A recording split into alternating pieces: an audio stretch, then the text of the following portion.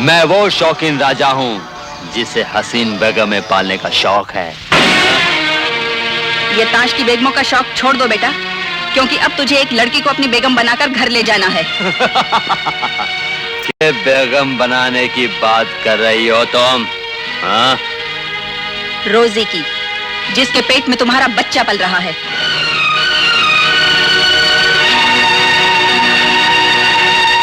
शादी से पहले जो लड़की किसी भी मर्द के साथ हम बिस्तर हो जाए, उस लड़की में और रंडी में कोई फर्क नहीं होता। मेरा नाम है सुरेश रस्तोगी। तेरे हाथ का एक थप्पड़ खाकर मैं अभी तक जमीन पर खड़ा हूं, लेकिन मेरे हाथ का एक धक्का खाकर तू सीधी स्वर्ग पहुंच जाएगी। अभी तक कोई माँ का लाल पैदा नहीं हुआ जो मेरी माँ को स्वर्ग पहुंचा दे, जब तक उसका ये लाल जिंदा है। अबे मिट्टी के लाल, अगर ये तेरी माँ है तो समझा दे इसे। हर गरीब और बेसहारा लड़की को सहारा दिया है मेरी माँ ने। अब तेरे सामने सिर्फ दो ही रास्ते हैं, या तो जमीन पे नाक रगड़कर माँ से माफी मांग के उसका कहा मान ले, या फिर तू अपने माँ बाप को खबर कर दे कि तेरे अंतिम संस्कार का बंदोबस्त कर ले।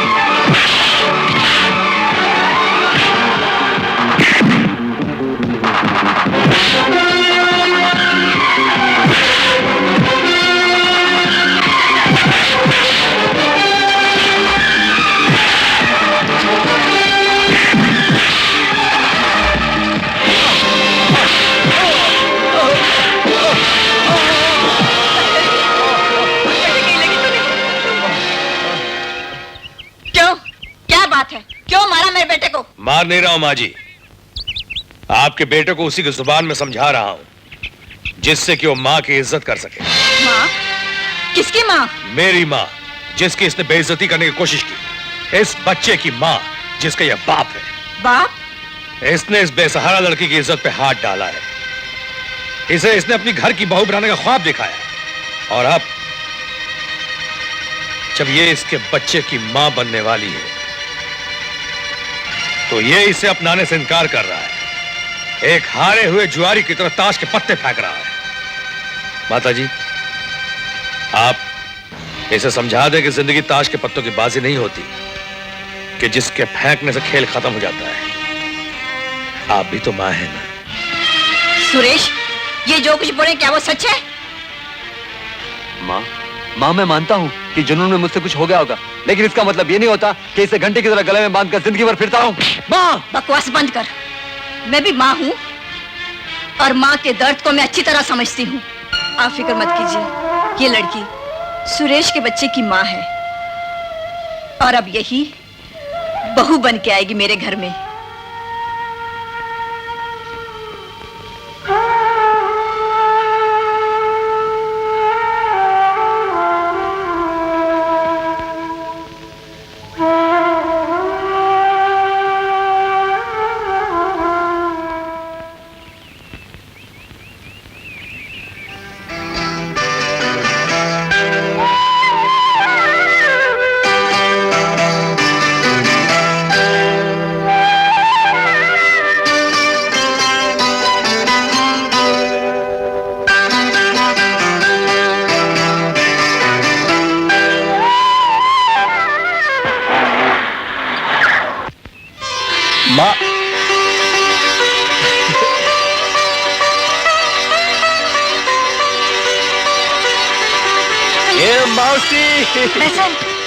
मौसी, बेटा, बेटा, तूने पहचाना मुझे?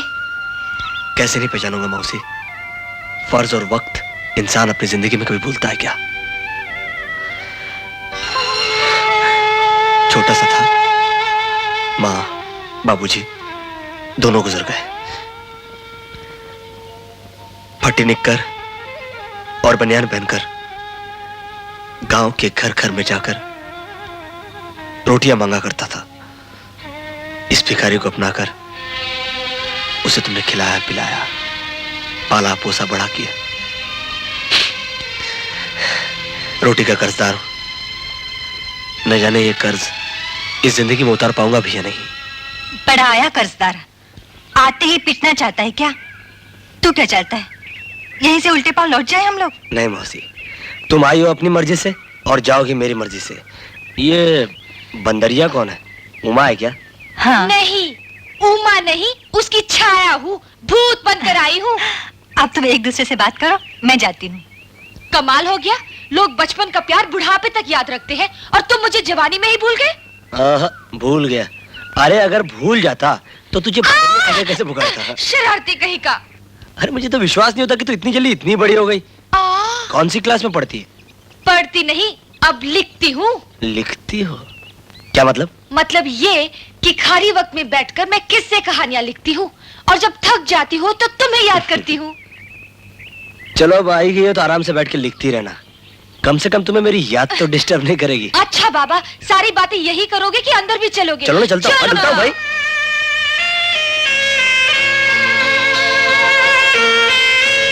ए, तू क्यों परेशान हो गई शांति?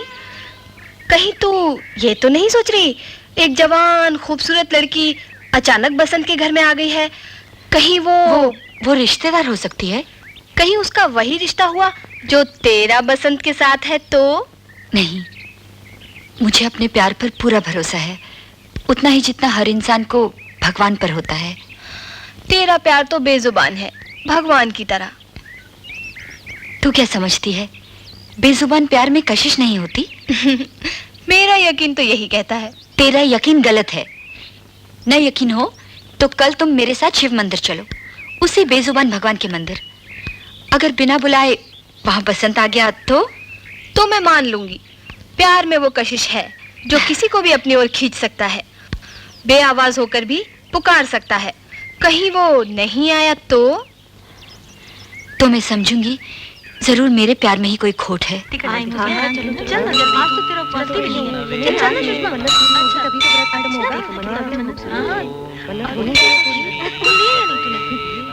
आरती की पूरी थाली है। ओम कृष्णाय नमः। ओम वैकुंठाय नमः। ओम मेरी बात सच निकली शांति, बसंत नहीं आया ना? ये प्यार सिर्फ किस्से कहानियों में ही होते हैं, जिंदगी में नहीं। अब तो तुझे यकीन हो गया ना? अभी तो काफी सीढ़ियां बाकी हैं लता। मेरा विश्वास मंदिर की आखिरी सीढ़ी पार करने के बाद ही टूटेगा। वो देखो बसंत आ गया। तू जीत गई, मैं हार गई शांति।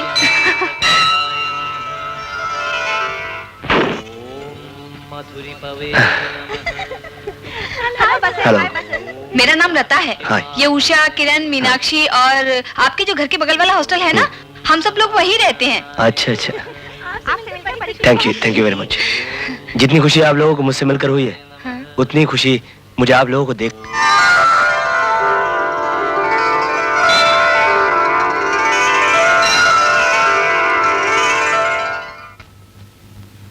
हम सबने देखा है आपका प्रोग्राम। जी।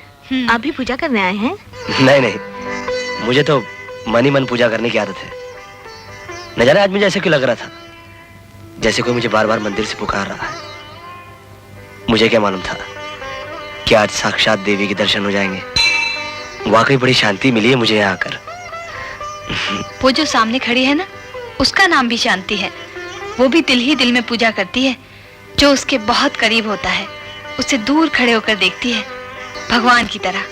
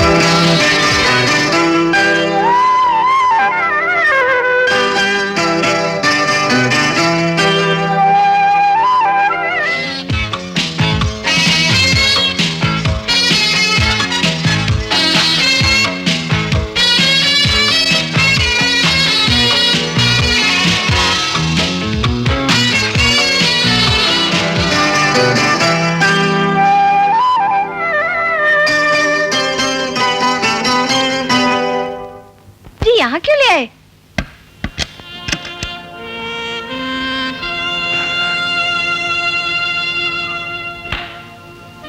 वो इसलिए मैडम क्योंकि हर बड़े कलाकार का ड्राइंग रूम का दरवाजा किसी न किसी बेडरूम से होकर गुजरता है। मतलब शायद आप ये नहीं जानती कि मैं उनका बेडरूम सेक्रेटरी भी हूँ। ये आप क्या कर रहे हैं? अरे डार्लिंग, ऑटोग्राफ तो सभी लड़कियां लेती हैं, लेकिन मैं आपकी और उनकी इतनी हसीन मीटिंग कराऊंगा जिसे आप जिंदगी भर भुला नहीं पाएंगी। क्योंकि जब उन्हें पता चलेगा कि तुम्हारे जिस्म का नाप क्या है तो उनके दिल और बेडरूम के सभी दरवाजे खुल जाएंगे। और वैसे भी इतनी खूबसूरत लड़की के जिस्म पर कपड़े अच्छे नहीं लगते हैं। आहा, क्या चेहरा है, बिल्कुल हेमा मालिनी। क्या फिगर है, बिल्कुल श्री देवी। 36, 26, 36। डार्लिंग, ये लाइट ऑफ कर दूं?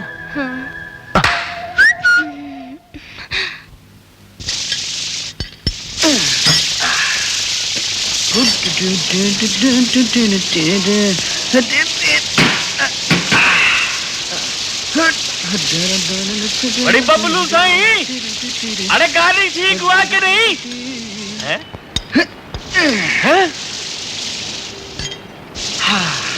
लो जी सोनियो, फटाफट निकाल दो 10 की पत्ती।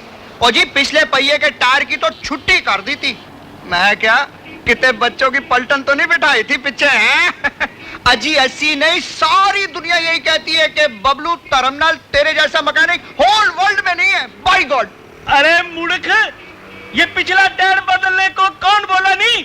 और सेठ जी अगर तुसी बोलो तो सारे टायर बदल दें।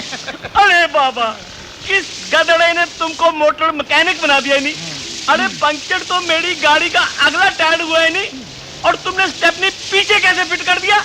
और जी दरअसल गाली ये है कि कल मेरे को अमेरिका से चिट्ठी आई है। उन्होंने डिमांड की था कि बबलू तू ऐसे की कर रहे हैं, ओए अमेरिका आजा, वहाँ रॉकेट रिपेयरिंग की दुकान खोलेंगे। सेठ जी दरअसल जब रॉकेट का अगला पहिया पंचर करता है ना तो पिछला बदल देते हैं। तो मैं क्या क्यों ना सेठ जी की गड्डी को रॉकेट बना दे, ऐसे ही पिछला पहिया बदल देता। सेठ जी अगर तो अनु यकीन नहीं होता ना तो गड्डी चला के देखो, रॉकेट की तरह भागेगी। Bye God.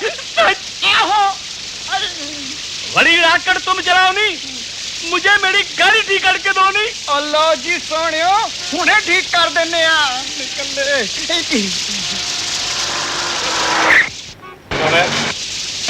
भैया बोल रहा उस्ताद जी, अगला चक्का पीछे आएगा, पिछला चक्का आगे जाएगा। कम एक चक्के का दाम 4 चक्के आदे। सुन, किसी को उल्लू बनाकर हमें पैसा नहीं कमाना, समझे? नहीं। चुपचाप शराफत से जाके गाड़ी ठीक कर ले, वरना वो हाथ मारूंगा कि तेरे सारे नट बोल्ट टूट जाएंगे, समझे? वाह प्रशांत बाबू वाह, आप गाड़ियां ठीक करते करते लोगों को भी ठीक करने लगे। ऐ शाबाश, तुम यहाँ का रास्ता कैसे भूल गए? बस यहीं से गुजर रहा था, सोचा आपसे मुलाकात करता चलूं, कुछ सलाह मशवरा करना था आपसे। एक मसला मुसीबत बनकर सामने खड़ा हो गया है। तुम अंदर आओ, पहले कुछ ठंडा पीते हैं, फिर बाद में मसले पे बात करें। चलिए। चलो। Cheers. Cheers. अब बताओ मामला क्या है? नहीं, पहले तुम एक बात बताओ, तुमने किसी से प्यार किया है? क्यों नहीं किया है? तुमसे किया है, अपने काम से किया, अपने वर्कर से किया, अपनी माँ से किया है। मैं उस प्यार के बारे में नहीं पूछ रहा हूँ भाई, मैं तो उस प्यार के बारे में पूछ रहा हूँ जो एक जवान लड़का है एक जवान लड़की से करता है। भाई ये सब झंझट मैंने अपनी जिंदगी में कभी नहीं पाली। पहले प्यार करो, फिर दिल टूट जाए तो मजनू बन जाओ, दारू के अड्डे में बैठ के शराबबाजी करो, गम के गीत गाओ। इतनी सारी झंझट पालने से बेहतर है ये कि माँ जिसके पल्ले बांध दे उसी के साथ सारी जिंदगी काट लो। मगर मेरे भाई, तुमने ये रोग कब से पाल लिया? मसला क्या है? एक लड़की है, लाखों करोड़ों में एक, मैं उसे प्यार करता हूँ, और शायद वो भी। अरे बाबा, मैं ये पूछ रहा हूँ कि आखिर मसला है क्या? भाई मसला ये है कि मुलाकात तो होती है मगर बात नहीं होती। मेरा मतलब है कि आज तक हम दोनों ने एक दूसरे के साथ बात ही नहीं की। देखो, पहल तो तुम्हें ही करनी होगी। पता लगाओ कि लड़की कब बाहर जाती है, कहाँ बाहर जाती है, कहीं घूमने समुद्र किनारे या पार्क वगैरह में जाती है या नहीं जाती। अगर जाती है तो मौका देखकर थाम लो, ताक से अपने दिल की बात कह डालो। दो बातें तय समझो। एक, लड़की के बाहों का हार तुम्हारे गले में होगा, और दो, लड़की के बाप या भाई के हाथ में तलवार होगी। खैर जाओ, भगवान तुम्हें शांति दे। बस अनजाने में तुम्हारे मुंह से एक ऐसी बात निकल गई कि मुझे शांति मिल गई। दीदी दीदी, हाँ? आपको मैडम बुला रही हैं। किधर? आओ मैं बताता हूँ। कहाँ है मैडम? मैडम नहीं, सर। और इस नाची से सर ने एक छोटी सी बात को आपके छोटे से दिमाग में घुसाने के लिए ही आपको इधर बुलाया है। क्या मतलब? मतलब ये कि आप में और बसंत बाबू के बीच में जो दूरी है वो मुझसे बर्दाश्त नहीं होती। मैं इस दूरी को नजदीकी में बदलना चाहता हूं, क्योंकि मैं उनका सिर्फ सेक्रेटरी नहीं बल्कि उनका पर्सनल, प्राइवेट और सीक्रेट सेक्रेटरी भी हूं। मतलब ये कि मेरे कहे बिना ना तो वो गाना गाते हैं, ना तो वो सोते हैं, ना तो रोते हैं, ना वो किसी लड़की की मेरा मतलब है कि किसी लड़की से मुलाकात करते हैं। क्या है कि बेडरूम में घुसने से पहले ड्राइंग रूम से गुजरना पड़ता है ना।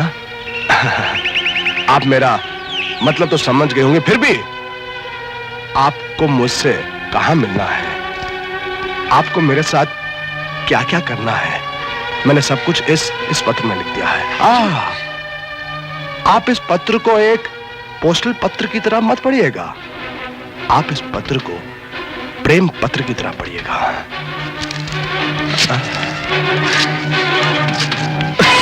तुम जैसे कमीने ही शरीफ कलाकारों को बदनाम करते हैं। नहीं, लानत है तुम पर और तुम जैसे घटिया आदमियों पर जो मासूम लड़कियों को गुमराह करते हैं।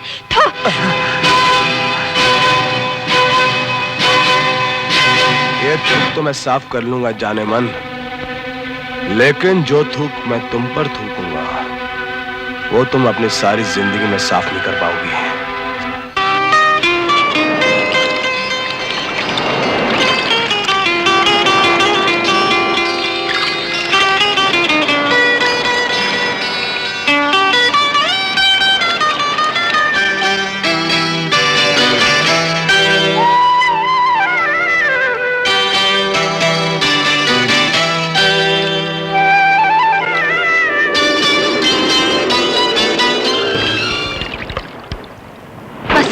जल्दी चलो मेरे साथ, तुम्हें मेरी कसम। क्यों, क्या बात है?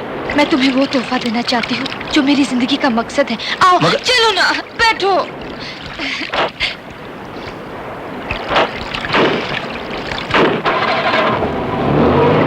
प्यार की खूबसूरती और खुशबू इस गुलाब की तरह होती है बसंत, जो दूसरों के लिए जीता है, दूसरों को खुशबू देता है, दूसरों के कदमों में चढ़ाया जाता है और फिर मुरझा जाता है, खत्म हो जाता है।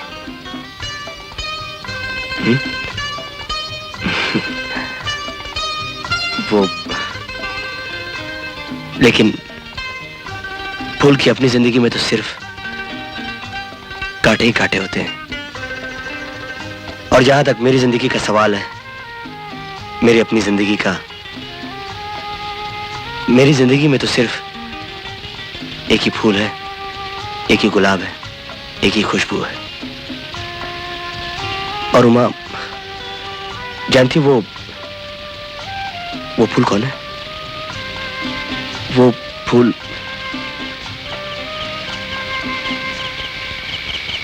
शांति है। मैं तुम्हारे जज्बात को ठेस नहीं पहुंचाना चाहता और ना ही तुम्हें अंधेरे में रखना चाहता हूं, लेकिन तुम मुझे समझ सकोगी तो मुझे माफ कर दोगी? समझ गई बसंत, समझ गई। देवता के चरणों में न जाने कितने फूल चढ़ाए जाते हैं, पर वो भी किसी एक फूल को कबूल करते हैं, बाकी फूल उसके इर्द गिर्द बिखरे रहते हैं, कभी दिल में नहीं बसते, कभी नहीं बसते। उमा,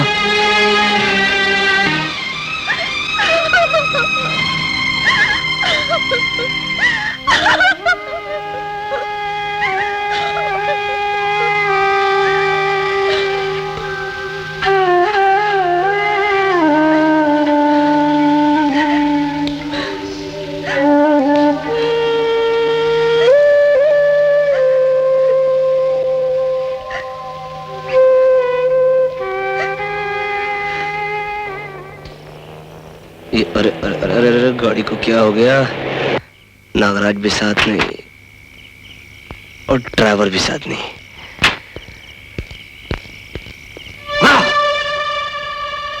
वो हरामजादा और उसकी मां इसी रास्ते से गुजरेंगे। जिन लोगों ने मेरी तबाही की, उन लोगों की लाशें मैं इसी सड़क पर देखना चाहता हूं। और उसके बाद मैं चैन लूंगा। समझ गए ना? सब समझ गए ना? समझ गए ना?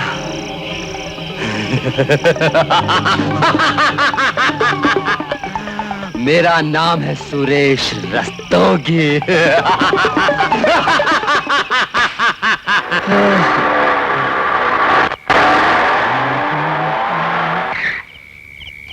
क्या बात है बसंत? ये मेहनती कलाकार आज किस मेहनत में लगा हुआ है? ये कुछ समझ में नहीं आ रहा। अचानक गाड़ी खराब हो गई। गाड़ी की तो फिक्र मत करो, मैं सवेरे कुछ आदमी भेज कर गाड़ी को गैराज में भिजवा दूंगा। Thank you. तुम मेरे साथ चलो ना। Thank you very much. इनसे मिलो, ये मेरी माँ है। नमस्ते माँ जी। जीते रहो बेटा, इतने बड़े आदमी होकर। नहीं माँ जी, आदमी कितना भी बड़ा हो जाए मगर माँ के सामने हमेशा छोटा ही रहता है।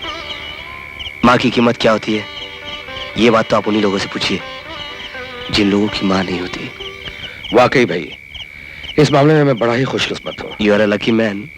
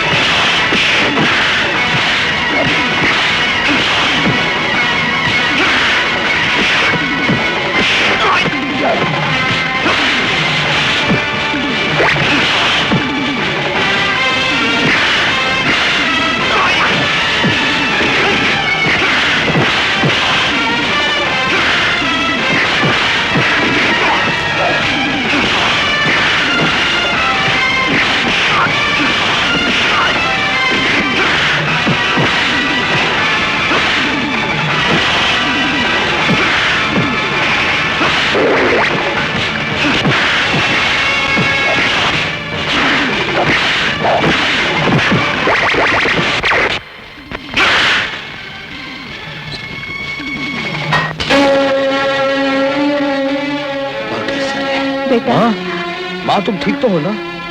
अरे मेरे दोस्त, माँ की जान बचाकर जो एहसान तुमने मुझ पे किया है वो मैं अपनी जान देकर भी नहीं चुका सकूंगा। माँ बेटे पर और बेटा माँ पर कभी एहसान नहीं करते। तुम ठीक कहते हो बेटा, माँ और बेटे के बीच एहसान लफ्ज एक दिखावा है। तुमने मेरी जान बचाकर एक बेटे का फर्ज अदा किया है। आज से एक नहीं, 2 बेटे हैं मेरे।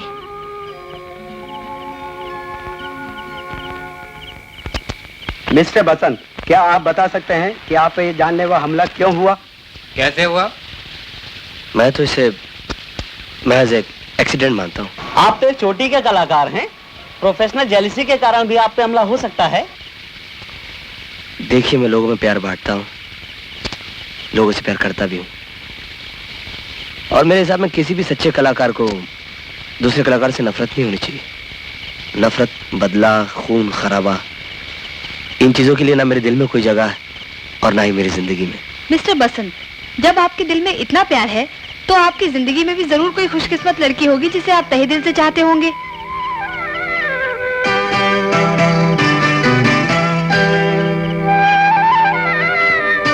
Mister Basant. I am sorry, आपने कुछ कहा?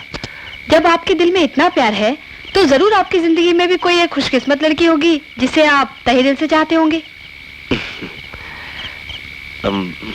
मैंने आपके प्यार के बारे में कुछ पूछा था। अभी तक तो मेरा प्यार इजहार और इकरार के झूले में डोल रहा है। हाँ, अगर अपने प्यार को पाने में मैं कामयाब रहा तो उसकी खबर सबसे पहले मैं आपको दूंगा। Okay, good night. Good night. Good night. मैं तेरे खुराफातों से तंग आ चुकी हूँ। आज इससे झगड़ा, कल उससे मारपीट। अब मैं तेरी न तेरे घर की जिम्मेदारियां संभाल सकती हूँ। तू संभाल अपना घर, मैं चली। मुझे अकेला छोड़ के कहाँ जाओगी माँ, बोलो। अकेला नहीं, दुकेला करके जाऊंगी।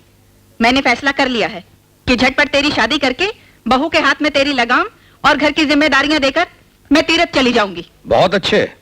एक झगड़ा क्या हुआ, तुम तीरथ चली जाओगी, घर में बहू आ जाएगी। कान खोल कर सुन लो माँ, ना तो मैं शादी करने वाला हूं और ना ही अपनी लगाम मैं किसी और के हाथ में देने वाला हूं। छोटा सा घर हमारा, एक तुम भली एक मैं भला। मैं भी देखती हूँ तू शादी कैसे नहीं करता। आप बिल्कुल ठीक कह रही हैं माँ जी। प्रशांत बाबू की शादी में जरा सी भी देरी करना खतरे से खाली नहीं है। मैं तो कहता हूँ कि शादी और मंगनी साथ साथ कर डाली है। खामोश, तुझे बीच में बोल लो किसने कहा? माँ। क्यों, क्या इस घर में इसका कोई हक नहीं? है। जितना अधिकार तुम्हारा है उतना ही बसंत का भी। ठीक है माँ, तो फिर बसंत की ही शादी कर डालो। मुझे इस झमेले में क्यों डाल रहे हो? हाँ? ऐसा थोड़ी ना होता है। पहले बड़े भाई की शादी होती है, बाद में छोटे भाई की होती है। अब लक्ष्मण अगर पहले शादी कर ले तो राम जी के बैठ के बंसरी बजाएंगे। उफ। सच कह रहा हूं प्रशांत बाबू, मुझे इतनी खुशी अपनी शादी में भी नहीं होगी जितनी खुशी आपको शादी का सहरा पहनते देखकर होगी। आपका सहरा आपके अपने लोग देखेंगे, आपकी बारात पूरा शहर देखेगा, लेकिन उस दिन जो मैं गाना गाऊंगा वो सारा जहां सुनता रह जाएगा। ठीक है माँ, अगर तुम्हारी और इस मूंगी लाल की खुशी इसी में है तो मैं शादी करूंगा, तैयार हूं। मूंगी खुश? तैयार है तो आप लोगों ने ये कैसे सोच लिया कि आप लोगों का प्रोग्राम अटेंड करने के लिए बसंत बाबू भी तैयार हो जाएंगे?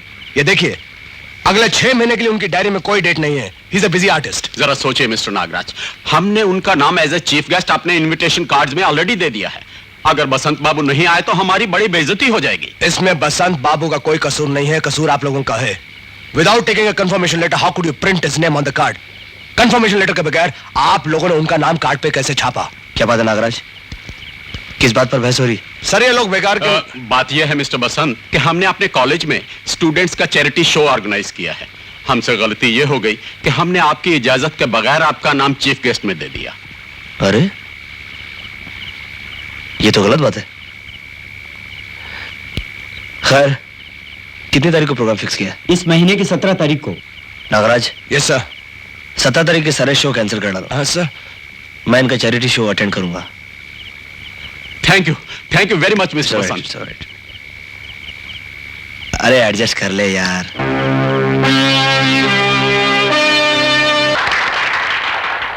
दोस्तों, मेरे ख्याल से पहला इनाम मिलना चाहिए मिस शांति को। इसलिए नहीं कि उन्होंने मेरा गाना गाया, बल्कि इसलिए कि उन्होंने मेरे एक अधूरे गीत को पूरा कर दिया। अब मैं मिस शांति से रिक्वेस्ट करूंगा कि अपना इनाम हासिल करने के लिए स्टेज पर तशरीफ लाएं।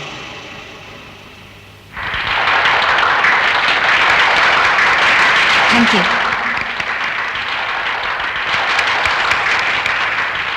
Thank you. शांति,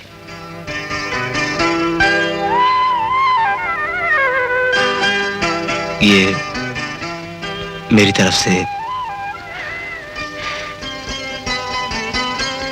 मेरी जिंदगी के उस सवाल के लिए जिसका जवाब आज आपने दे दिया। इसे कबूल कीजिए। नहीं, देखिए, ना कहकर मेरा दिल मत तोड़िएगा, please please. Best student of the year miss Shalini Mehta.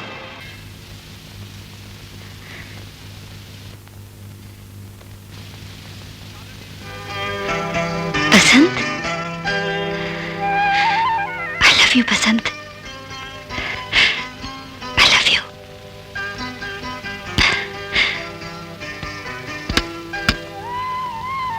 मुबारक हो। तुम जैसे जलील आदमी की मैं सूरत तक देखना पसंद नहीं करती। बिना इजाजत के तुम्हारे अंदर आने की हिम्मत कैसे हुई? आज मैं हिम्मत करके और मौका देखकर तुम्हारी उस थूक का जवाब देने आया हूं। शांति, आज मैं तुम्हें मिस से मिसेस बनाकर इस कमरे से बाहर भेजूंगा, ताकि सारी जिंदगी दुनिया वाले तुम्हारे नाम पर और तुम्हारे मुंह पर थूकते रहें।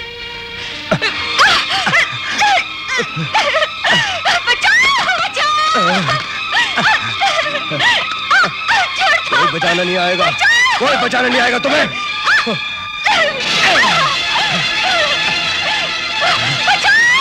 हरामजादे!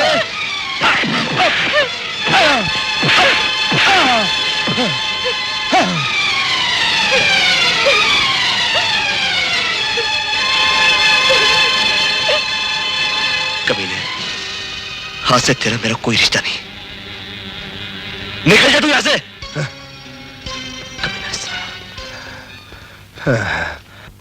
साला।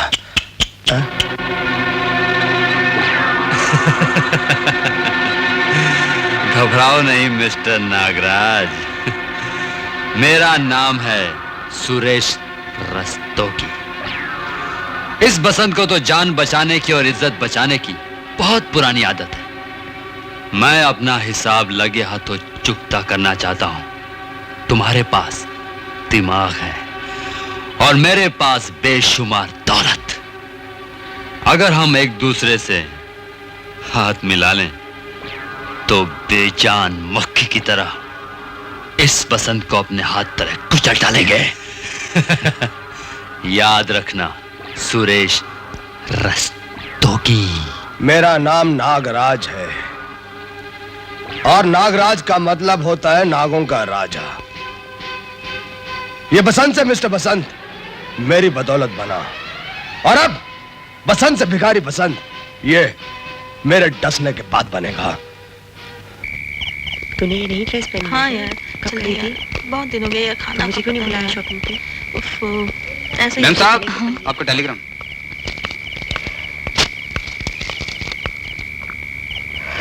सब कुछ ठीक तो है ना?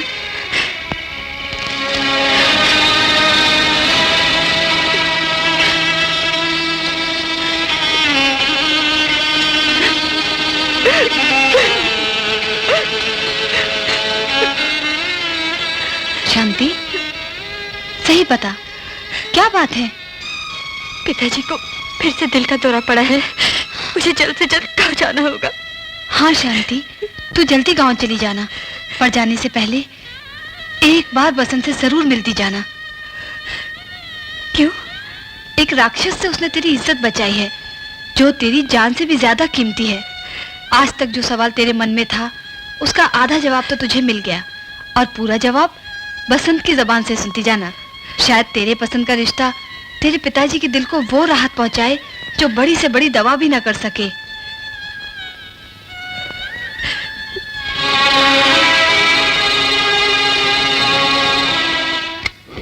अरे शांति, तुम आओ आओ, अंदर आओ। नहीं, मैं जरा जल्दी में हूँ, मुझे बसंत जी से। लेकिन बसंत तो इस वक्त घर पर नहीं है। कोई खास काम है क्या? मुझे टेलीग्राम आया है कि गांव में पिताजी की तबीयत बहुत खराब है, मुझे फौरन जाना पड़ेगा। एक ही ट्रेन है और वो भी 2 बजे। जाने से पहले मैं बसंत जी से। अच्छा, मैं चलती हूँ। शांति, अगर बसंत आ गया तो मैं उसी वक्त उसे स्टेशन भेज दूंगी। मुझे पूरा यकीन है कि तुम दोनों की मुलाकात जरूर होगी। थैंक यू माँ।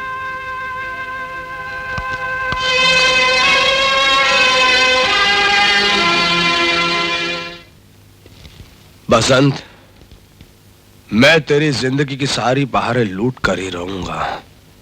अगर मैं तुझे मना सकता हूं तो मैं तुझे तबाह भी कर सकता हूं, हरामजादे।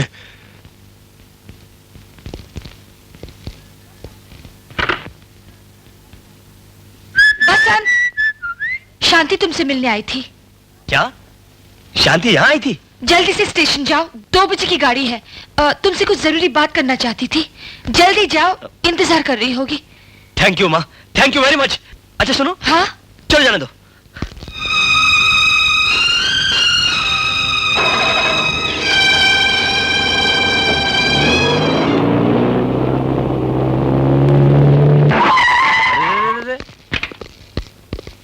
ये इसका क्या मतलब है? Excuse me mister Basant, we are from income tax department. हमें आपके घर की तलाशी लेनी है। तलाशी? ठीक है, लीजिए, मुझे कोई एतराज नहीं। सॉरी मिस्टर बसंत, ये इनकम टैक्स का मामला है, तलाशी आपकी मौजूदगी में होगी। लेकिन मुझे एक जरूरी काम है। Mister Basant, no argument, please कम।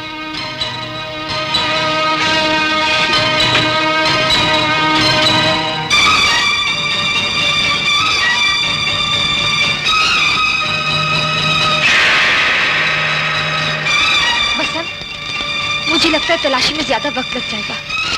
अगर तुम कहो तो मैं स्टेशन जाकर शांति को तुम्हारी मजबूरी समझा दूं। सॉरी मैडम, जब तक घर की तलाशी का काम पूरा नहीं हो जाता, घर का कोई भी आदमी घर से बाहर नहीं जाएगा और ना ही कोई बाहर का आदमी घर में आएगा। भाई साहब, आप यहाँ आइए।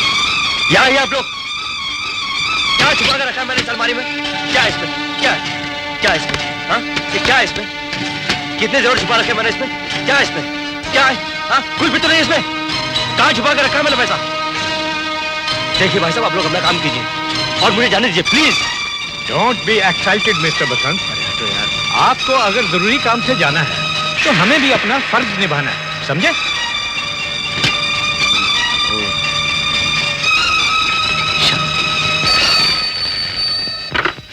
हेलो, मैं शांति बोल रही हूँ। सॉरी मिस्टर बसंत, जब तक हमारा तलाशी का काम पूरा नहीं हो जाता तब तक बाहर से आई हुई कोई भी कॉल आप अटेंड नहीं कर सकते। लेकिन और ना ही यहाँ से बाहर कोई फोन किया जा सकता है। मिस्टर रावत। Yes sir. घर के सभी फोन डिस्कनेक्ट कर दो। ओके। सॉरी मिस्टर बसंत, हमें गलत इंफॉर्मेशन मिली। अब आप शौक से अपने जरूरी काम पर जा सकते हैं। Thanks for your. छोड़िए। Come on mister Rawat.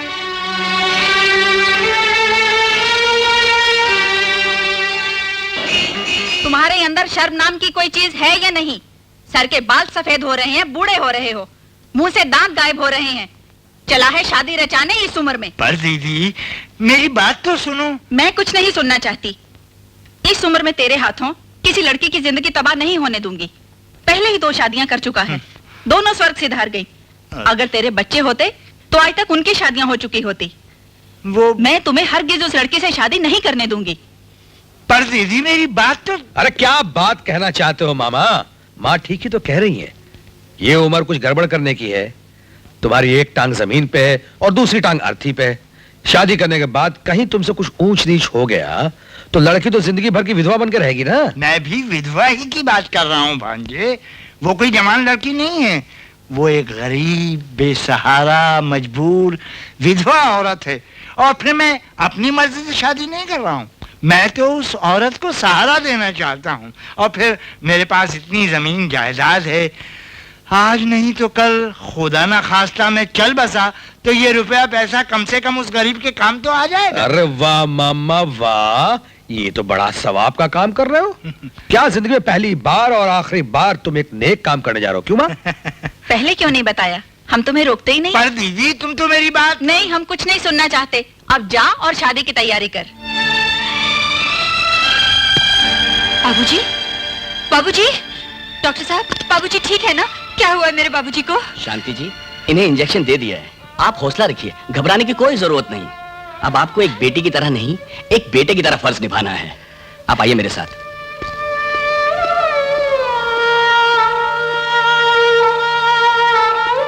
शांति जी, दिल का दौरा जिसे भी पड़ता है वो इंसान कुछ दिनों के लिए ऐसे मोड़ पर, ऐसे मुकाम पर खड़ा हो जाता है जहां हल्का सा भी सदमा उसके लिए जानलेवा हो सकता है। जहां तक हो सके उन्हें खुश रखें ताकि उनमें जीने की तमन्ना हमेशा के लिए उनमें बनी रहे। मैं कोशिश करूंगी डॉक्टर साहब, पूरी कोशिश करूंगी। जैसे मैंने आपसे पहले कहा, आप वक्त पे दवा देते रहिएगा और अगर फिर भी उनके सीने में दर्द हो तो आप फौरन मुझे इत्तला कीजिए। अच्छा, मैं चलता हूं।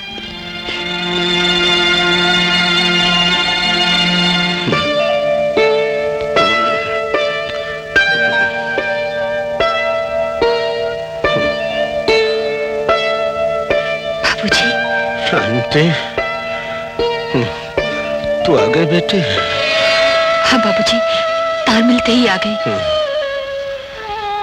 मेरा गला सूख गया है बेटे। पीछे।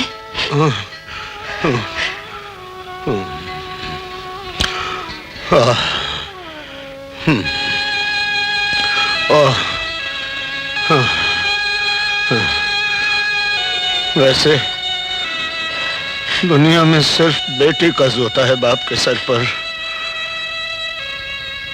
जब तक वो उसे धूमधाम से विदा नहीं कर देता, उस कर्जे के बोझ से उसकी आत्मा तक को शांति नहीं मिलती। मैं तो ऐसा भागा हूं कि एक नहीं, दो कर्जे लेके जी रहा हूं। अगर चुकता नहीं कर सका तो अगले जन्म में भी मुक्ति नहीं मिलेगी मुझे। कैसी बातें कर रहे हो बाबूजी?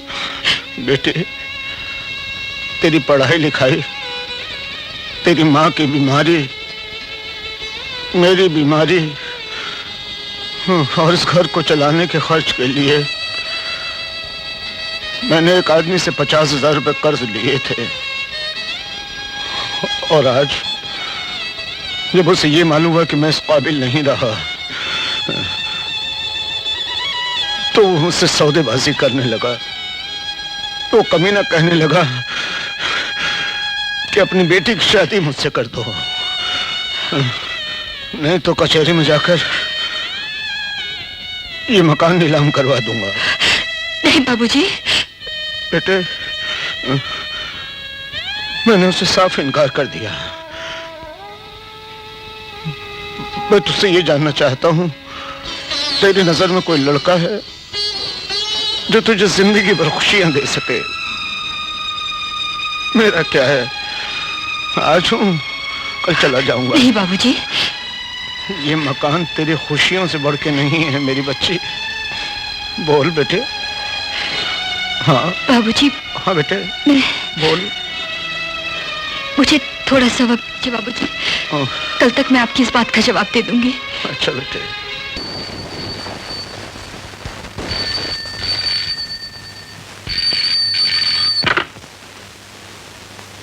हेलो, मैं शांति बोल रही हूँ नासिक से।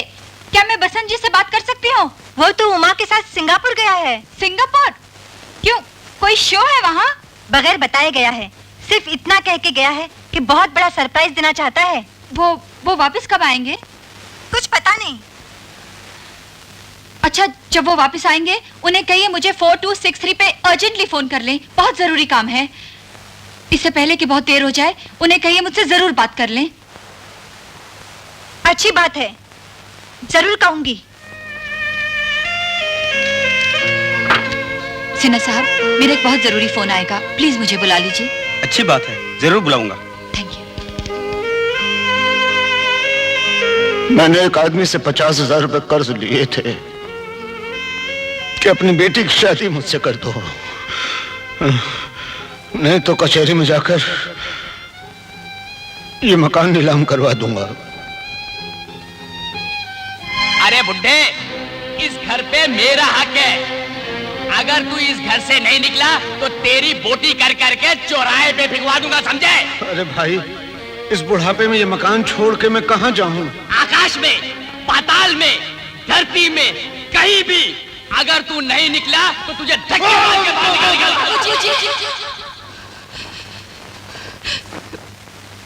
बाबूजी, बाबूजी, बाबूजी, बाबूजी। शांति बेटे, क्या बात है बेटे? इतनी रात गए, परेशान क्यों है? बाबूजी, हाँ। मैंने एक बहुत ही भयानक सपना देखा है। जिंदगी की इस भूल भुलैया में मैं आपको खोना नहीं चाहती बाबूजी। बेटी, अपनी खुशियों से ज्यादा मुझे आपकी जिंदगी प्यारी है। आप चाहे मेरी शादी कर दीजिए, मुझे कोई एतराज नहीं है, मुझे कोई एतराज नहीं है। बेटी, एक बार हाँ करने से पहले फिर सोच ले। कहीं उस कमीने को देखकर तूने इनकार कर दिया तो इन दीवारों पर ऐसी कालिख पुच जाएगी जो कई जन्मों के बाद भी नहीं मिट सकेगी। इसलिए बेटे, एक बार तू फिर सोच ले। ये सिर्फ हाँ नहीं है, मेरा फैसला है बाबूजी। मैं वादा करती हूँ, मैं आपके भरोसे को कायम रखूंगी, अपने फैसले पर अटल रहूंगी।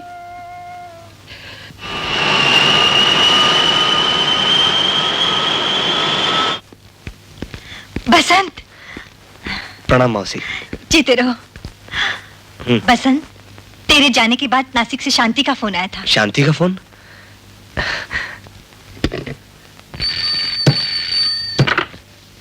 Hello, Nashik post office. Hello, क्या आप श्री जगत वर्मा की बेटी शांति को घर से बुला देंगे प्लीज?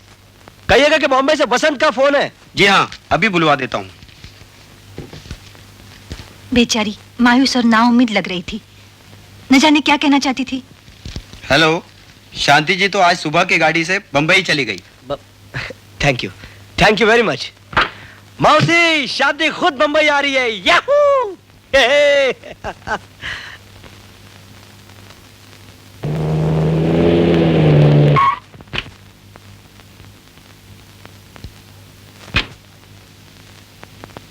शांति, शांति,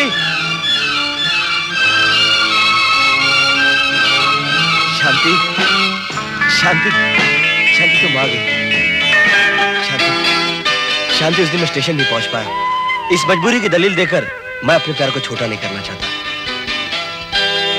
आओ, बस यूं समझ लो कि वक्त ने हम दोनों को बहुत इंतजार करवाया। तुम इजहार का इंतजार करती रही और मैं इकरार का। इस इजहार और इकरार के चक्कर में कहीं हमारी सारी उम्र न कट जाए, इसलिए मैंने एक अहम फैसला किया। सच कह रहा हूं शांति, आजकल मुझ पर लक्ष्मी माँ की बहुत कृपा है और आज तो मुझे ऐसा लग रहा है जैसे मेरे घर में साक्षात लक्ष्मी चलकर आ गई है। मेरे सिंगापुर जाने के बाद तुम्हें मौसी ने कहा था कि मैं सिंगापुर से आकर तुम्हें एक सरप्राइज दूंगा। जानती हो सरप्राइज क्या है? वो सरप्राइज ये है, ये सेट, ये चूड़ी, ये गहने, ये बालियां और ये हार कैसा लगा तुम्हें? बहुत अच्छा है। अरे मुझे मालूम है कि मेरी पसंद तुम्हारी नापसंद कभी हो ही नहीं सकती। और ये देखो, ढेर सारी साड़ियां, शिफॉन, जॉर्जेट, सिल्क और ये बनारसी सिल्क, खास ऑर्डर देके बनवाई मैंने तुम्हारे लिए।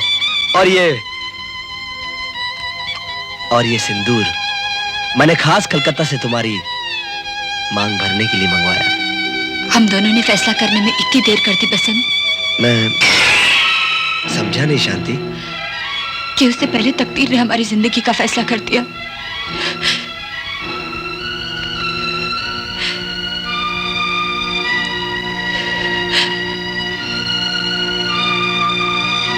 कहीं ये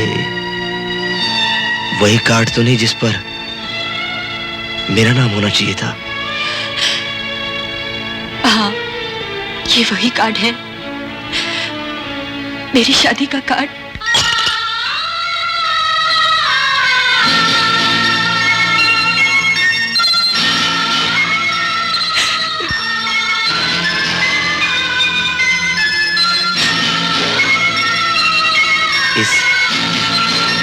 इस कार्ड के ऊपर तुम्हारे हाथ का लेखा है और इसके अंदर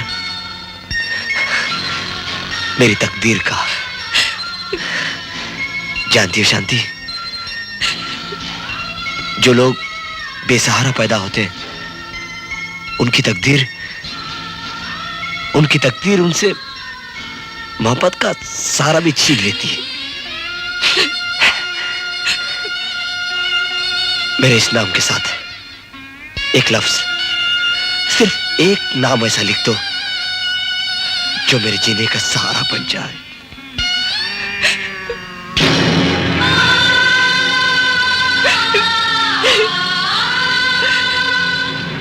ओम गणनान्त्वा गणपति गुं हवामहे। कन्या को बुलाइए। ओम प्रियनान्त्वा प्रियपति गुं हवामहे। ओम निधिनान्त्वा निधिपति गुं हवामहे। ओम वसौ मम आहम जानि गर्भात् मात्रं जासि गर्भधाम।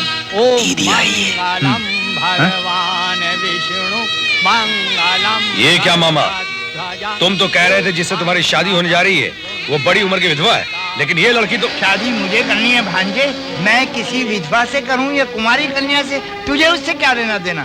बाराती बनकर आया है, बाप बनने की कोशिश मत कर। तुम इस लड़की के बाप की उम्र के हो मामा, ऐसा पाप मत करो। पाप पुण्य मुझे मत समझा भांजे, मुझे मालूम था कि तू आएगा तो कोई ना कोई नया बखेड़ा जरूर खड़ा करेगा, इसलिए मैं भी पूरी तैयारी के साथ आया हूँ। मुनीम जी। जी सरकार। मेरी तलवार लाओ। ये लीजिए। इसे ऐसी वैसी तलवार मत समझना भांजे, ये कलयुगी तलवार है। इसके बाप ने मुझसे 30,000 रुपए उधार लिए थे, मूल और सूद मिलाकर अब पूरे 50,000 हो गए हैं। ये कोर्ट की तलवार है, कानून भी इसके बाप को नहीं बचा सकता। ये क्यों नहीं कहते मामा कि तुम शादी करने नहीं बल्कि खरीदारी करने आए हो? बड़ा तरस आ रहा है इस लौंडिया पे। खरीदारी भी फोकट में नहीं होती भांजे, 50,000 रुपए लगा रखे हैं, पूरे 50,000। अच्छा, ये पूरे 50,000 पकड़ अपनी बोटी और बिना दुम हिलाए भाग जाए यहाँ से। अगर दोबारा कभी भी यहाँ नजर आया ना तो याद रखना, आया तू घोड़े पे चढ़ के मगर जाएगा तू अर्थी पे लेट के, समझा? अरे मामा मेरा मुंह क्या देख रहा है, चल भाग यहाँ से।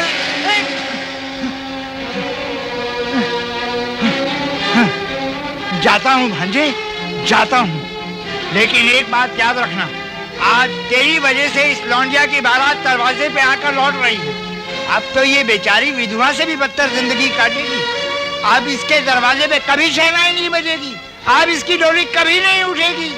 मुझसे ही क्या, सारी दुनिया से जाकर पूछ ले, है कोई माई का लाल जो इसका हाथ थामेगा? कौन करेगा इस लड़की से शादी? हाँ हाँ, कोई नहीं करेगा बेचारी से। जिंदगी बर्बाद हो गई बेचारी की, अब इससे दुनिया में कोई भी शादी नहीं करेगा। मेरा बेटा करेगा शादी, आज ही इसी मंडप में। और तुम्हें तो मुझे भाई कहते हुए भी शर्म आती है। दूर हो जा मेरी नजरों से। बेटी, मैं तुम्हारे ऊपर कोई दया, उपकार या मेहरबानी नहीं कर रही हूँ। आज नहीं तो कल मुझे अपने बेटे की शादी करनी ही है। फिर तुम जैसी बहू मुझे तो चिराग लेकर ढूंढने पर भी नहीं मिलेगी। प्रशांत, मेरे इस फैसले से तुम्हें कोई एतराज तो नहीं बेटा? माँ, मैं बेटा तुम्हारा हूं, मेरी जिंदगी तुम्हारी है, तुम्हारे फैसले से मुझे कोई इनकार नहीं। बहन जी, आपने मेरी बेटी को अपनाकर न जाने किस जन्म का कर्ज चुका दिया है। मुझे अपनी बेटी पर पूरा भरोसा है बहन जी। इसकी जान चली जाएगी लेकिन आपके खानदान की मर्यादा पर कभी आंच नहीं आने देगी। बेटे, जीती रहो बेटी।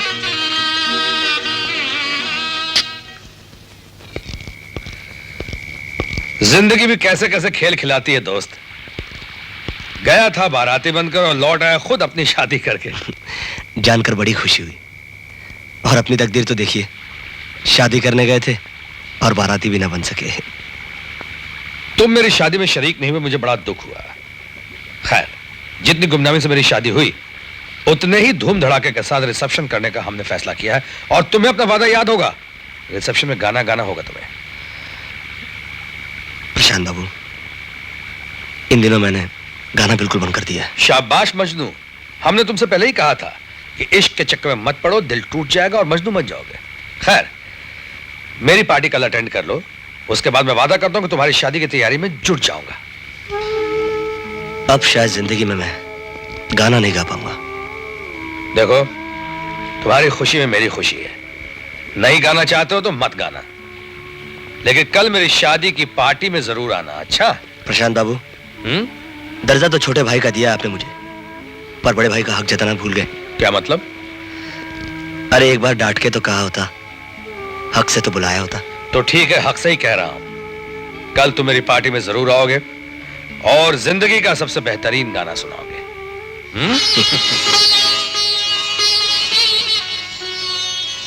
ओके।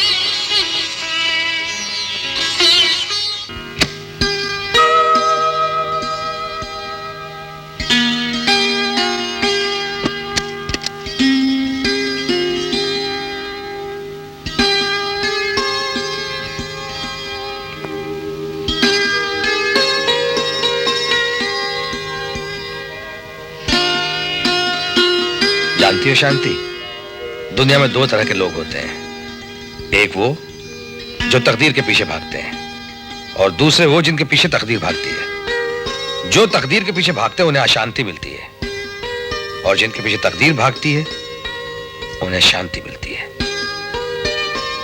शांति, ये तुम क्या कर रही हो शांति? अगर तुम मेरे कदमों में रहोगी तो फिर मेरे दिल में कौन रहेगा? अभी अभी तो तुम मेरी जिंदगी में आई हो, अब मेरी सांसों में बसकर मेरी धड़कनों में समा जाओ।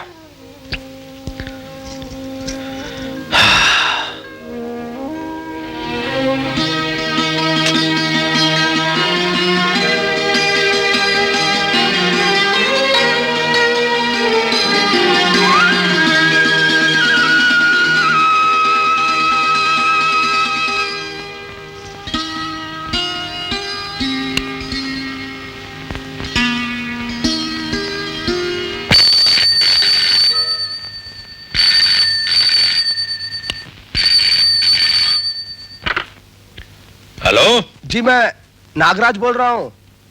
जी, पार्टी में तो मैंने आपको आधी मुबारकबाद दी थी, लेकिन अभी सोच रहा हूँ कि आपको पूरी दे दूं।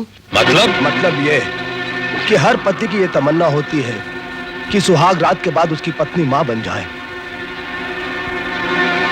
लेकिन मैं आपको एक दर्दनाक खबर देना चाहता हूँ कि आपकी पत्नी शांति देवी सुहाग रात से पहले ही मां बनने वाली है। क्या बकवास कर रहा है कमीने? बकवास सिर्फ कमीने करते होंगे प्रशांत बाबू, लेकिन शरीफ आदमी सिर्फ सच बोलते हैं, जैसे कि मैं। अगर आपको मेरी बातों पर विश्वास नहीं आ रहा है तो आप मुझे लाल बाग में मिलिए। आप मुझ पर इतना विश्वास करेंगे कि दूसरों पर विश्वास करना भूल जाएंगे।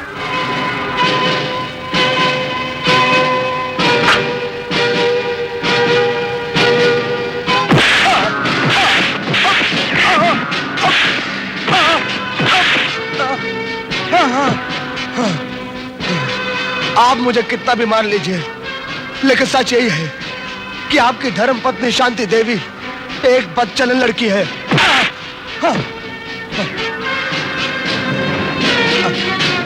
अगर मेरी बात झूठ है तो आप ही बताइए कि एक जवान और खूबसूरत लड़की एक मरियल बुड्ढे के साथ शादी क्यों करेगी? सिर्फ इसलिए ताकि वो बुड्ढा एक रबर स्टैंप बनकर उसकी जिंदगी में रहे और दूसरे लोग उसकी जवानी पर ठप्पा लगाकर चले जाए। इसी को कलयुग कहते हैं मिस्टर प्रशांत। हर सच्चे इंसान को इसी तरह कुत्ते की तरह पीटा जाता है, लेकिन मैं इस बात का चश्मदीद गवाह हूं कि मैंने शांति देवी और बसंत बाबू के बीच में नाजायज ताल्लुकात देखे हैं। इन आंखों ने उन दोनों को साथ में हम बिस्तर होते हुए देखा है।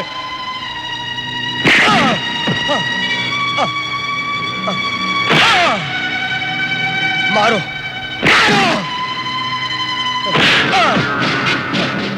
इसी वजह से उस हरामजादे ने मुझे नौकरी से निकाल दिया। मेरी नौकरी तो चली गई, लेकिन मैंने कसम खाई कि मेरी जान भी चली जाए, लेकिन मैं शांति के पति को अंधेरे में नहीं रखूंगा, नहीं रखूंगा।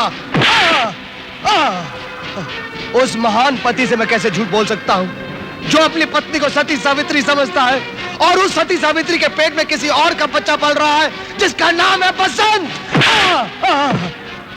नहीं!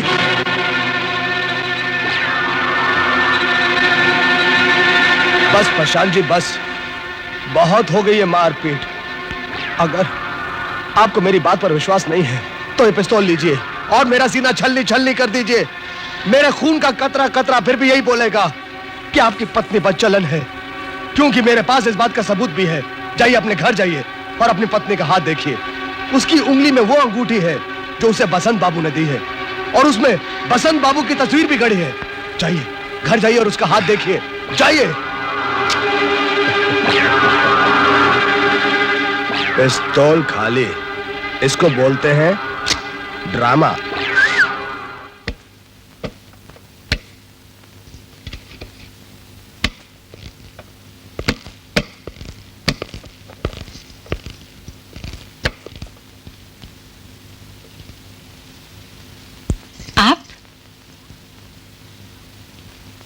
आप कब आए? मैं रात भर आपका इंतजार करती रही। वो अचानक किसका फोन आ गया था जिसके लिए आपको जाना पड़ा? मेरे दोस्त को अचानक दिल का दौरा पड़ गया। दोस्त? कौन से दोस्त को दिल का दौरा पड़ा है? उस दोस्त को तुम नहीं जानती। ये अंगूठी किसने दी?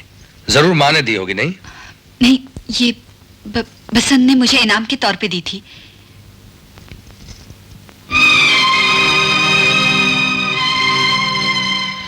बड़े लोग किसी बड़े काम का ही इतना बड़ा इनाम देते हैं। जी हाँ, मैंने उन्हीं के बोल दोहराए थे। प्राइस के साथ साथ उन्होंने अपनी तरफ से अंगूठी इनाम में दी थी। हाँ, जब इनाम के लायक काम हो तभी इनाम दिया जाता है। और फिर बसंत जैसा कलाकार को तो सारी दुनिया चाहती है, पर तुम्हारे तो मुट्ठी में है। देखिए, इनाम की बातों में मैं ये भूल गई कि आप थके मांदे घर आए हैं। आपसे एक कप चाय भी नहीं पूछा। आज दूध वाला आया नहीं, इसलिए मैं ये टिन खोल रही हूँ। लेकिन इसका सील इतना मजबूत है कि मुझसे खुल ही नहीं रहा। आप जरा खोल दीजिए ना। सील तोड़ने से क्या फायदा? मुझे चाय पीनी ही नहीं है। तुम लोग चाय पियो या ना पियो, पर दोनों कान खोलकर सुन लो। आज से ठीक 9 महीने के बाद मुझे एक अनमोल तोहफा चाहिए। सुना बहू, एक पोता। भगवान ने चाहा तो आपकी तमन्ना जरूर पूरी हो जाएगी। आज 2 रोज हो गए, उसने अन्न का एक दाना भी नहीं छुआ, जिसे मैंने बचपन से पाला। उसकी ये हालत उससे नहीं देखी जाती। जाओ माँ, उसे तुम खुद अपने हाथों से खाना खिला देना। कहीं ऐसा ना हो।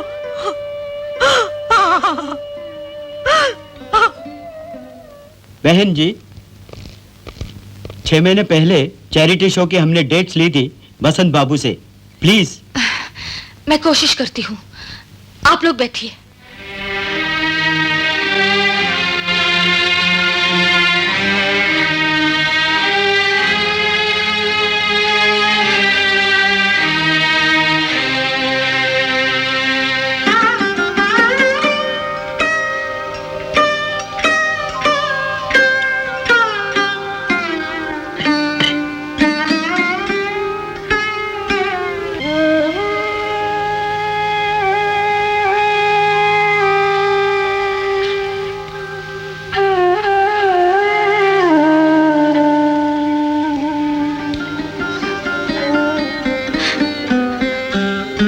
खा लो बसंत, घूट घूट के अपने आप को मार रहे हो।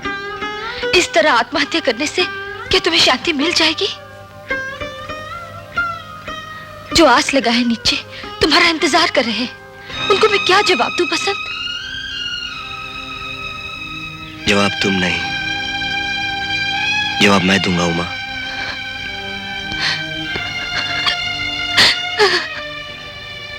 जब जिंदगी में कोई सुर ही नहीं है तो सांस बजाने का फायदा क्या है? बसंत की जिंदगी की बहार है, उससे छीन ली गई है। जानती हो, ये नरम बिस्तर मुझे कांटों की तरह चुभता है। 2 पल के लिए भी चैन की नींद नहीं सो पाया मैं। चारों तरफ मुझे शांति शांति शांति नजर आती है। मैं कोई गाना नहीं गाऊंगा, कोई फंक्शन अटेंड नहीं करूंगा, किसी भी स्टेज पर नहीं नाचूंगा मैं। सुन लिया आप लोगों ने? बसंत थक गया। उसकी जिंदगी उससे रूठ गई है। उसका गीत संगीत सब कुछ खत्म हो गया। अब बसंत एक जिंदा लाश बनकर जी रहा है। जाइए आप सब लोग, और उस दिन लौटिएगा जब इस लाश को कंधा देने की जरूरत पड़ेगी। जाइए आप लोग। मैं शांति से जी नहीं पाया तो क्या, मुझे शांति से मरने तो दो। मरने दो मुझे, मरने दो मुझे, मरने दो मुझे। बसंत,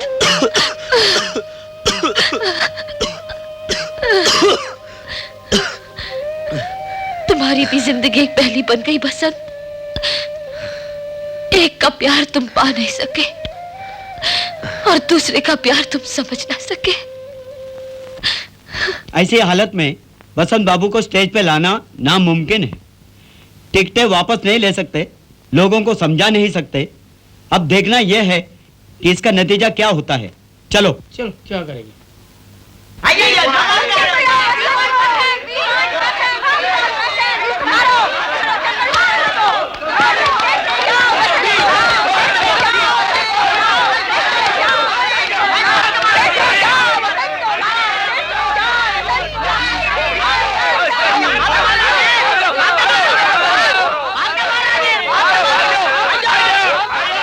बसंत का गाने से इनकार, थिएटर में आग लगा दी गई। हमारे संवाददाता ने सूचना दी है कि यह घटना उस वक्त घटी जब श्री बसंत ने गाने के वादे के बावजूद गाने से इनकार कर दिया। अगर श्री बसंत उस रात जनता को मिल जाते तो शायद लोग उन्हें जान से मार डालते। क्या हुआ? कुछ नहीं, वो मेरा पैर फिसल गया। हाँ, जाहिर है, पांव फिसल जाए तो चीज तो क्या। नहीं नहीं, सिर्फ नाश्ता गिर गया है। चोट तो नहीं लगी? गिरी हुई चीजें उठाकर बाहर फेंक दो। गिरी हुई चीजें इंसान के खाने लायक नहीं होती।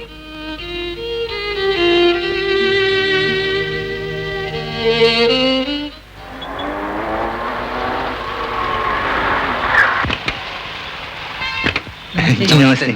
आज तुम लोगों की छुट्टी, तुम लोग घर जाओ। अच्छा। अरे माँ, आज मैंने सबकी छुट्टी कर दी। क्या हुआ? ये सवाल मुझसे मत पूछो, खुद से पूछो। पहले तो घर देर सवेर आ जाता था, शादी के बाद वो भी बंद कर दिया। अब घर आता है, शक्ल दिखाता है, आंखें चुराता है, मुंह छुपा लेता है और फिर यहाँ आके बैठ जाता है।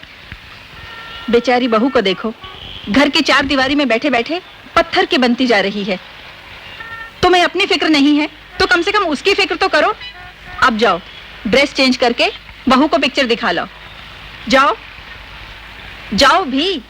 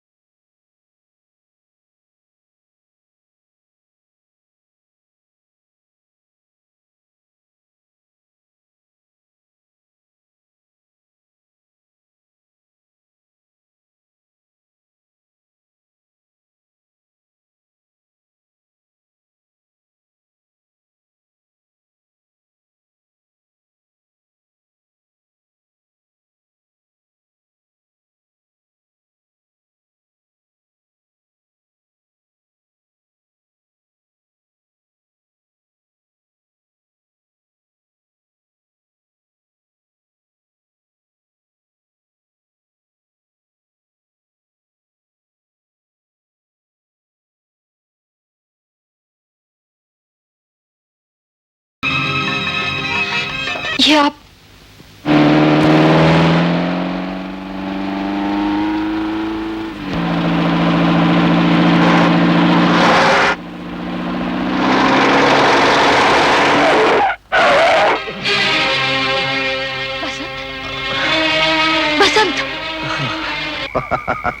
समझ गए ना मैं कौन बोल रहा हूँ? जब अपने महबूब की आवाज महबूबा के कानों में पड़ती है ना, तो उसकी जिंदगी के अंदर बहार आ जाती है। हाँ, अगर आप किसी की महबूबा के पति बन गए हैं तो ये मत सोच लेना कि उसके दिल में से उसके महबूब की तस्वीर मिट जाएगी। नहीं नहीं नहीं नहीं, मोहब्बत की आग कभी बुझ नहीं सकती, उसके दिए तो जलते ही रहते हैं। आपकी धर्म पत्नी शांति देवी और बसंत बाबू कभी थिएटर में मिले, कभी बगीचे में मिले, वो तो मिलते ही रहेंगे। आप फजूल में क्यों कबाब में हड्डी बन रहे हैं? Don't be a naughty boy, मिलने दो उनको। Okay, bye, good night.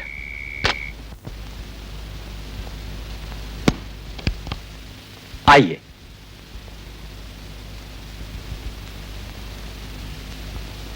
Uma ji, दवा से ज्यादा इनके लिए माइंड डाइवर्शन की बहुत जरूरत है। जिस सदमे की वजह से इनकी दिमागी हालत इतनी खराब हो गई है कि इनका ध्यान उस तरफ से हटाना बहुत जरूरी है, वरना इनकी जान तक जा सकती है। हाँ, मेरी जरूरत हो तो मुझे वापस बुला लीजिएगा। ओके। हाँ।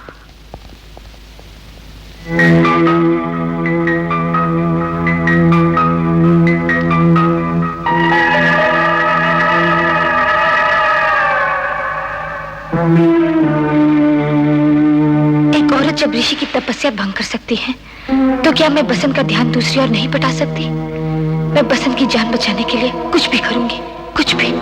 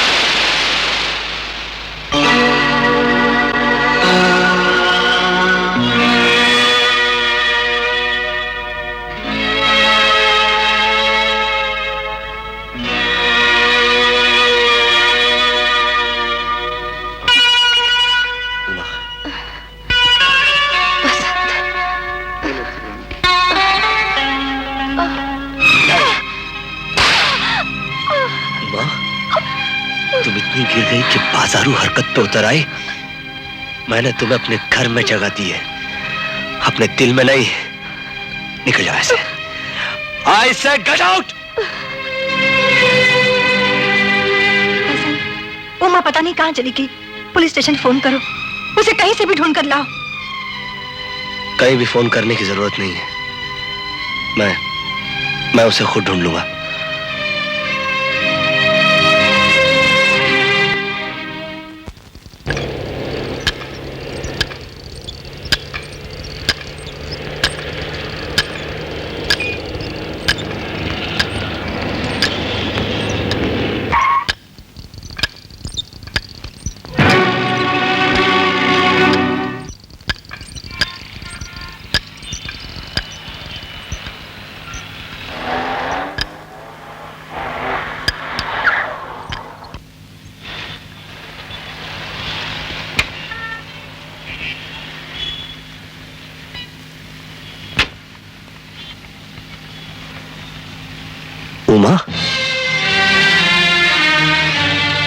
उमा सुनो, अगर जाने अनजाने में कोई भूल हो गई हो या कोई भी बात हो गई हो, इसका मतलब ये थोड़ी है कि तुम बगैर बताए घर छोड़कर चली आओ।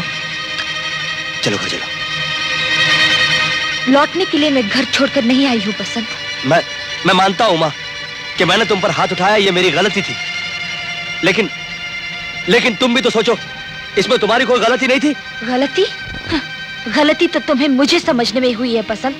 तुम ये समझते रहे कि मैं तुम्हारे पास अपनी प्यास बुझाने आई थी, या तुम्हारे साथ हम बिस्तर होकर तुम्हें अपनाना चाहती थी। बदन बेचकर औरत से दौलत पा सकती है बसंत, किसी का प्यार नहीं। दुनिया में सिर्फ एक तुम हो जिसने दुख देखा है, एक तुम ही हो जिसके पास दिल है जो टूट चुका है। जरा अपने दुख के घरौंदे से बाहर निकल कर देखो तो दुख का पहाड़ खड़ा है दुनिया के सामने। देखना चाहते हो दुख क्या होता है? ये देखो, इन बच्चों को देखो बसंत। कोई अपाहिज है, कोई अनाथ है, कोई भयानक रोगी है। इनमें से कोई जी रहा है तो कोई मौत की राह देख रहा है।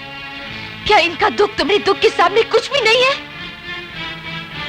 मैं तो सिर्फ इतना समझती हूँ बसंत कि जो प्यार मुझे जिंदगी में नहीं मिल सका वो बांटा तो जा सकता है, मगर तुम्हें प्यार नहीं मिला तो अपने ही दुश्मन बन बैठे। इतना खुदगर्ज मत बनो बसंत कि तुम इंसान कहलाने की लायक ही ना रहो। अरे जीना ही चाहते हो तो इन मासूम बच्चों के लिए जीकर दिखाओ। अपने संगीत को इन बच्चों की खातिर बांटो। तुम्हें जीते जी शांति नहीं मिल सकी, मगर यकीन करो, इन बेसहारे बच्चों के लिए कुछ करके तुम्हारे मन को शांति जरूर मिल जाएगी। और इसके बावजूद भी अगर तुम्हारे दिल को शांति नहीं हुई तो यकीन मानो बसंत, इस प्रोग्राम के लिए सिर्फ एक बार हाँ कर दो। और मैं इन बच्चों की कसम खाकर कहती हूँ कि मैं तुम्हारी शांति को तुम्हारे शो में जरूर लेकर आऊंगी। बस सिर्फ एक बार हाँ कर दो बसंत।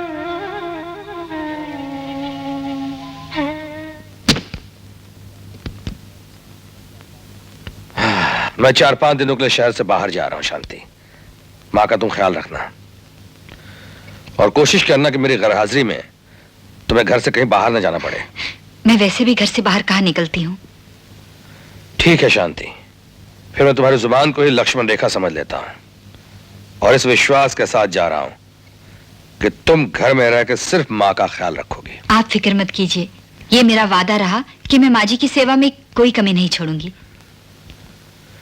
ठीक है शांति, समझ लो यही आखिरी इम्तिहान है।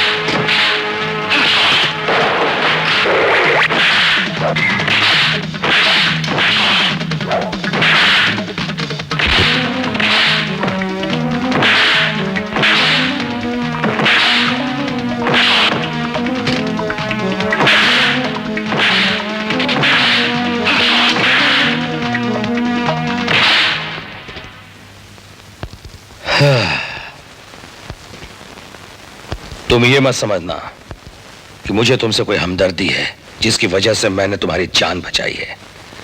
अगर तुम मर जाते तो मुझे सुकून मिल जाता, पर तुम्हारी जिंदगी की उन लोगों को जरूरत है जो तुम्हारे अंदर छिपे हुए कलाकार को प्यार करते हैं। और बदकिस्मती से मैं भी उनमें से एक हूं जो इस कलाकार को चाहता है।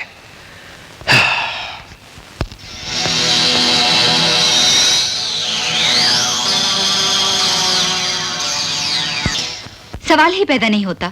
मैंने उन्हें वचन दिया था कि मैं माँ जी को छोड़ के घर से बाहर कदम भी नहीं रखूंगी, और तुम कह रही हो मैं बसंत के प्रोग्राम में चलूं? इम्पॉसिबल। लेकिन मैंने भी बसंत से वादा किया है कि मैं तुम्हें प्रोग्राम में जरूर लेकर आऊंगी। तुम्हारे वादे के लिए मैं अपने पति के साथ विश्वासघात तो नहीं कर सकती। ये क्या विश्वास और विश्वासघात की बातें हो रही हैं? मैं कब से सुन रही हूँ। बहू, मेरा ये फैसला है कि तुम बसंत के प्रोग्राम में जरूर जाओगी। माँ जी, अगर प्रशांत मेरा बड़ा बेटा है तो बसंत छोटा, और फिर बहू तुम घर के बाहर जाते ही कब हो? जाओ, तेरा मन बहल जाएगा। जाओ बेटी। माँ जी, जाओ भी। पर माँ जी, मैंने उनको वचन दिया था। और मैं तुम्हें कसम देती हूँ, वो भी अपनी। प्रशांत को मैं समझा दूंगी। और फिर तुम्हारा वचन माँ की कसम से बड़ा तो नहीं है। जाओ। आप मुझ पर इल्जाम लगा रहे हैं। ये सारी बातें बेबुनियाद हैं। जरूर किसी ने आपको मेरे खिलाफ भड़काया है। मैं उन मर्दों में से नहीं हूँ जो किसी के बहकावे में आके भड़क जाओ। क्या ये झूठ है? कॉलेज के जमाने में तुम्हारा हॉस्टल और बसंत का घर बिल्कुल अगल बगल में था। लेकिन इसमें मेरा क्या कसूर है? दोनों जगहों के बीच में एक छोटी सी दीवार थी, लेकिन दोनों की छतें एक दूसरे से मिली हुई थी, जो दो जवान लड़के लड़की को नजर मिलाने के लिए काफी थी। तुम और बसंत उस छत पर एक दूसरे को देखा करते थे, एक दूसरे से आंखें मिलाया करते थे, और ये नजरों के खेल ने एक दिन दुनिया की सारी मर्यादा को तोड़ के रख दी, जिसकी निशानी ये अंगूठी है जिसमें आज भी बसंत की तस्वीर लगी हुई है। वाह, आपने तो मुझे सीधा हॉस्टल से उठा के कोठे पे बिठा दिया। ये सच है कि बसंत और मैं एक दूसरे को चाहते थे, प्यार करते थे, लेकिन हमारा प्यार सिर्फ प्यार की हद तक ही जुड़ा रहा। हम दोनों ने कभी एक दूसरे को छू के उसे गलत रिश्ता नहीं बनने दिया। दुनिया में ऐसी कौन सी लड़की है जिसने अपनी 16वीं की उम्र में किसी से प्यार न किया हो? पर सबका प्यार परवान नहीं चढ़ता। ज्यादातर तकदीर उन्हें परवाना ही बना देती है। मगर जिस दिन मैंने अग्नि के सामने 7 फेरे लेकर आपको अपना पति माना था, उसी दिन मैंने अपनी बीती हुई जिंदगी, अपना बीता हुआ प्यार उसी अग्नि में जलाकर भस्म कर दिया तो था। फिर तुम बसंत से मिलने क्यों गई? वादा करने के बावजूद उसके प्रोग्राम में क्यों गई? क्यों क्यों किस लिए? मैं अपनी खुशी के लिए नहीं गई थी, माँ जी को खुश करने के लिए गई थी। और अगर आपको मेरी बात पे यकीन नहीं आता तो चलिए माँ जी से पूछ लीजिए कि उन्होंने मुझे जाने की कसम दी थी या नहीं। और अगर मेरी बात झूठ निकली तो आप मुझसे जो चाहे सलूक कीजिए, जो चाहे सजा दीजिए। माँ जी, माँ, माँ, क्या हुआ माँ? माँ जी, मिस्टर नागराज, मैंने तुम्हें इस शर्त पे 5 लाख रुपए दिए थे कि तुम उन दोनों हरामजादों को मार डालोगे, लेकिन वो तो बच गए। अब लाओ, मेरे रुपए वापस कर दो। भूलना नहीं, मेरा नाम है Suresh Rastogi. Mister Suresh Rastogi, son of Sonlal Rastogi. मेरा नाम नागराज है और नागराज का मतलब होता है नागों का राजा। और नाग जिसे एक बार डस ले वो बिना पानी मांगे सीधा स्वर्गलोक पहुंच जाता है। रईस बाप की निकट्टू औलाद, जरा सोचो, जब मैं 5 लाख के लिए 2 खून कर सकता हूं तो उस 5 लाख को बचाने के लिए क्या मैं 1 खून और नहीं कर सकता?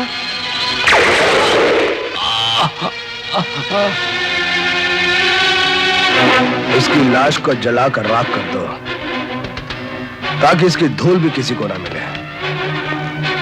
और अगर इसके बारे में किसी को पता चल गया तो तुम जानते हो कि मैं क्या करूंगा।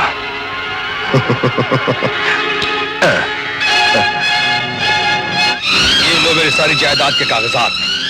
मैं गरीब लड़की को ब्याह कर जरूर लाया था, लेकिन उसे गरीब छोड़कर जाऊंगा नहीं। ये कैसी बात कर रहे हैं आप मुझे छोड़कर कहाँ जा रहे हैं? मैं जिंदगी में सबसे ज्यादा प्यार अपनी माँ को करता हूँ। मैं माँ को लेकर हमेशा हमेशा के लिए शहर छोड़कर जा रहा हूँ ताकि तुम्हारा मनहूस साया कभी उस पर ना पड़े। तलाक के कागजात तुम्हारे पास पहुंच जाएंगे। मैं तुम्हें न सिर्फ अपनी जिंदगी में जहर घोलने का जिम्मेदार मानता हूँ, बल्कि मेरी माँ जो आज जिंदगी और मौत के दरवाजे पे खड़ी है उसकी भी जिम्मेदार तुम। मैं तुम्हें कभी माफ नहीं कर सकता, हरगिज़ नहीं कर सकता। तकदीर के खेल की सजा मुझे मत दीजिए। मैं आपके हाथ जोड़ती हूँ, माफ करती हूँ, मुझे छोड़ के मत जाइए। मैं निर्दोष हूँ, मैं बेगुनाह हूँ, मुझे छोड़ के मत जाइए, छोड़ के मत जाइए मुझे।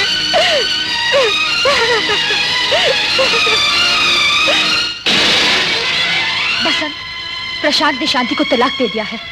आज तुम्हारी वजह से उनका बसा बसाया घर उजड़ गया है। ये मैंने खुद अपनी आंखों से देखा है और कानों से सुना है कि प्रशांत ने शांति को तलाक दिया है। और अगर तुम्हें इंसानियत है तो जाकर उन दोनों की जिंदगी बर्बाद होने से बचा लो।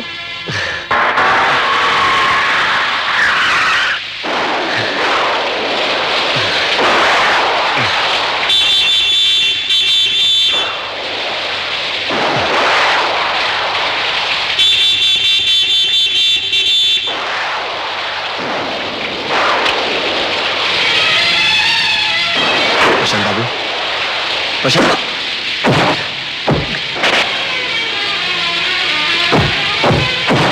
प्रशांत बाबू मेरी बात।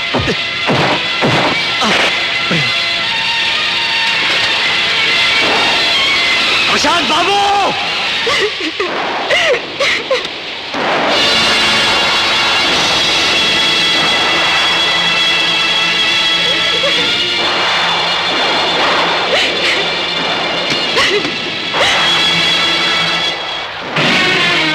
बसंत, हाँ शांति, तुम यहाँ क्यों आए हो? तुम चले जाओ यहाँ से। तुम्हारी वजह से मेरी जिंदगी बर्बाद हो गई है। बसंत, तुम फौरन यहाँ से चले जाओ प्लीज। एक तो वैसे ही मेरी जिंदगी में जहर भरा पड़ा है। अगर उन्होंने इस वक्त तुम्हें यहाँ पर देख लिया तो उनका शक यकीन में बदल जाएगा। तुम चले जाओ प्लीज। तुम जिसे शक समझ रहे हो ना शांति, वो उसका यकीन है और उसी यकीन को पुख्ता करने के लिए मैं यहां आया हूं आज। शांति, आज तक मैंने तुम्हारी परछाई को भी नहीं छुआ, फिर क्यों मुझ पर तुम्हारी जिंदगी, तुम्हारे शरीर के साथ खेलने का इल्जाम लगाया गया? और ये इल्जाम किसी और ने नहीं, तुम्हारे पति ने लगाया है मुद्दा। और मैं चाहता हूं कि जब ये इल्जाम लग ही चुका है तो क्यों ना इस गुनाह को भी कर डालूं आज।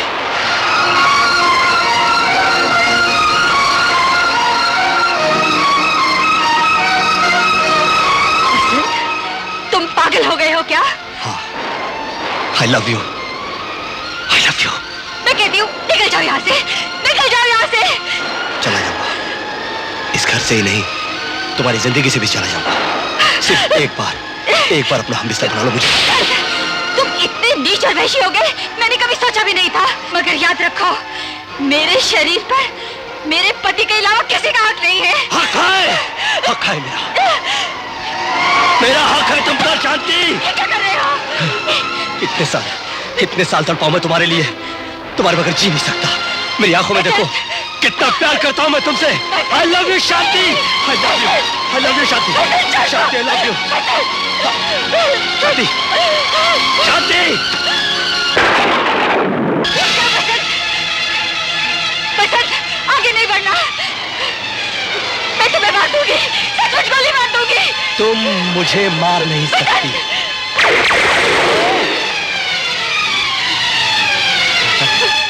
आगे मत बढ़ना। I love you. आगे मत बढ़ना। बसंत, ये तुम क्या कर रही हो शांति? जिंदा नहीं छोड़ूंगी। ये पागल हो गई हो? ये क्या किया तुमने? तुमने इस देवता पर गोली चलाई जिसने तुम्हारी पवित्रता को साबित करने के लिए एक राक्षस का ढोंग रचा कर यहाँ तुम्हारे सामने आया।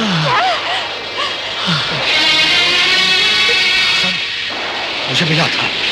प्रशांत बाबू, शक्ति आग कई घर, कई जिंदगियां, कई लोगों को बर्बाद कर चुकी है। आप मुझे सिर्फ एक मौका दीजिए, उसमें भले ही मेरी जान चली जाए, लेकिन आपके घर की इज्जत रह जाएगी, शांति की जिंदगी बर्बाद होने से रह जाएगी। आप मुझे सिर्फ एक मौका दीजिए, प्लीज, ना मत कीजिएगा।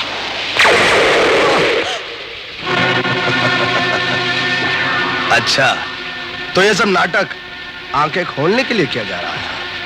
क्यों, खुल गई आंखें? अगर नहीं खुली तो मैं खोल देता हूं, क्योंकि मौत के बाद इंसान की आंखें खुली रहती हैं। ये मेरे निशाने की पहली निशानी थी। मेरा नाम नागराज है, यानी कि नागों का राजा। जिस रास्ते को काट कर गुजर जाता हूं वहां पर मिलाप कभी नहीं हो सकता। मैंने तुम्हारी जिंदगी के अंदर जहर घोलने की कोशिश बहुत की, लेकिन नाकाम रहा। लेकिन अब तुमको विधवा देखकर मुझसे ज्यादा खुशी और किसे हो सकती है?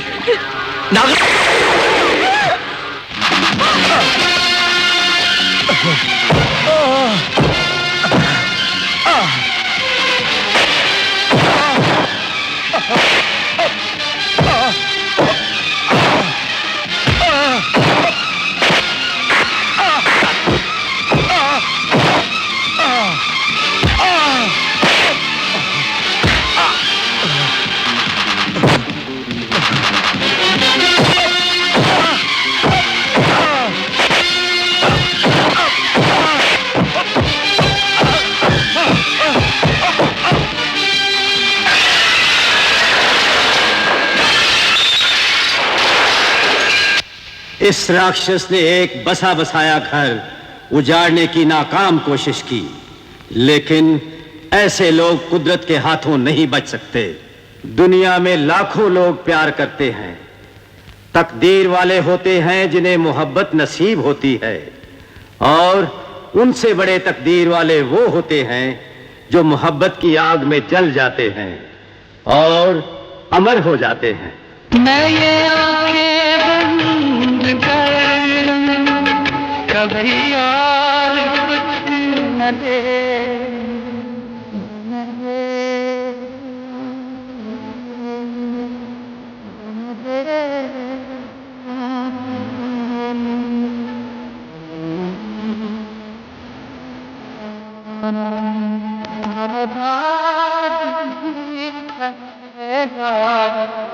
जिक्र ये माना, मेरा जिक्र ये माना, मेरा जिक्र ये